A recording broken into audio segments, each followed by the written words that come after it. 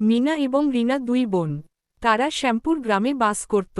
একদিন তারা ঘরের জিনিসপত্র কেনার জন্য বাজারে যাচ্ছিল। তারা দুজনে রাস্তা দিয়ে কথা বলতে বলতে যাচ্ছিল। ওই গ্রামে একটা মানুষ খেকো ডাইনি বাস করত। রাস্তার পাশের কুয়োতেই ডাইনি 100 বছর ধরে ঘুমিয়েছিল। তাদের কথা শুনে ডাইনির ঘুম ভেঙে যায়। ডাইনি তাদের কথা শুনে তারা ডাইনিকে দেখে খুব ভয় পায়। তারা জোরে জোরে দৌড়াতে থাকে। অনেক দৌড়ানোর পর তারা সুন্দর একটি জঙ্গলের মধ্যে পৌঁছায়।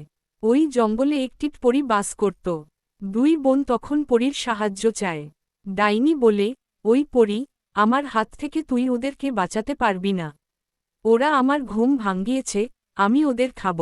আমার হাত থেকে ওদেরকে কেউ বাঁচাতে পারবে না। বাঁচাতে এলে আমি তোকেও মেরে ফেলব। পরী বলে, আমাকে তুমি মারতে পারবে না। আমি পরীদের রানী। তারা দুজনে লড়াই করে। পরী জাদু দিয়ে তাদেরকে ডাইনির হাত থেকে বাঁচিয়ে নেয় এবং ডাইনিকে মেরে ফেলে।